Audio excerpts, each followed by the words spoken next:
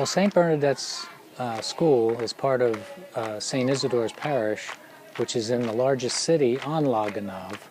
La Gonave is an island in the Bay of Gonave. The population on the island has ranged anywhere from 75,000 to, after a grand influx after the earthquake in Port-au-Prince, to over 120,000.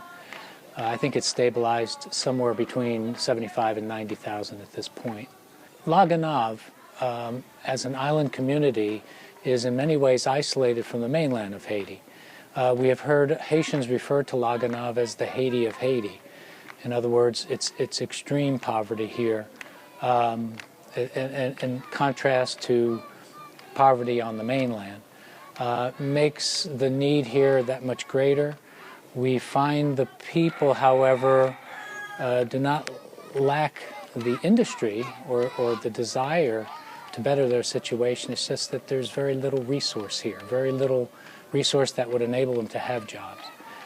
Several years ago, when we first came for our first visit to St. Bernadette School here in Anse-a-Galets on La Gonave, we met with some of the teachers, and particularly one of the administrators, and we asked them what they thought were the most deterring things for students to be able to learn well when they came to school.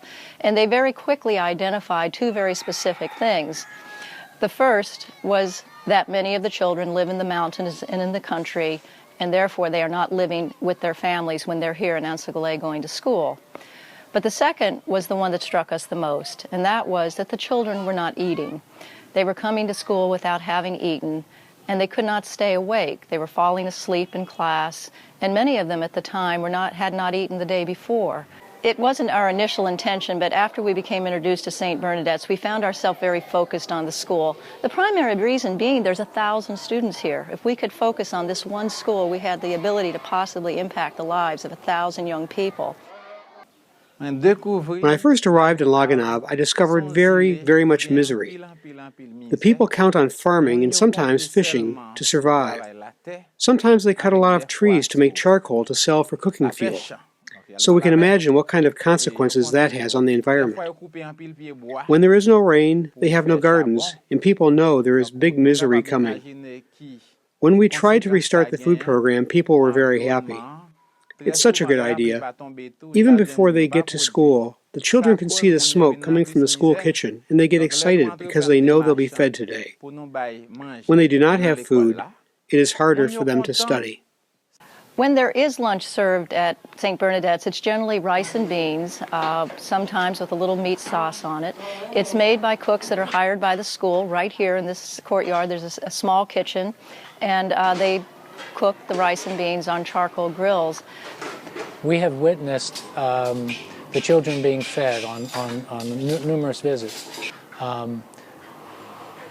There's an incredible excitement. We can sense it. I think they know the schedule, and they know that it's a day that they're going to be fed. In fact, we've been told when they see smoke rising from where the kitchens sit, they're particularly excited because they know it's going to be a day that they're going to get a good, hot meal. The kids they're kids. They're wonderful. They have great smiles. They're very welcoming. They love seeing people come from the United States, especially if you happen to be light-skinned. They're fascinated by it. Oftentimes, a young child who's never seen a person with light skin will become frightened, which is a very interesting experience on both sides of that. But after we've been here a while, the children, they're just so gracious. They run up to us. Of course, they're holding our hands. And the young children are just the most inviting that I could possibly describe, and the most lovable. The older children, who have a little older and have more education, come with very serious questions. They ask about their future. They ask about how can they go to university. They tell us how they've worked hard and how they're trying to make their life better. The humility that we see in them in the receiving of this, which in a way would be a gift. I mean, there's a tremendous humility amongst the children, and especially the adults, the faculty and the cooks that are providing the meal. Again,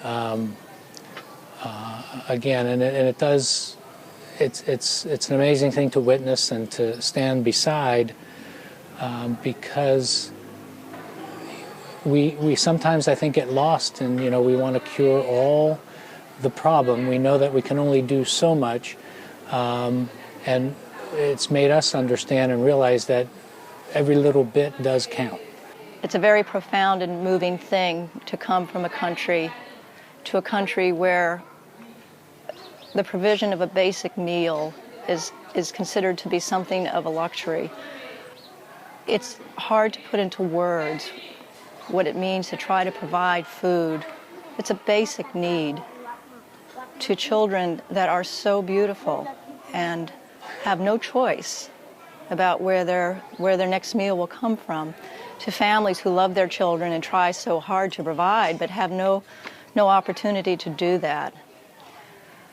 So to be able to provide that type of support is probably one of the most important things we can do to help support the educational system that is developing here at St. Bernadette's. The children here are just like children anywhere. They're eager to learn, they're bright, they want to learn.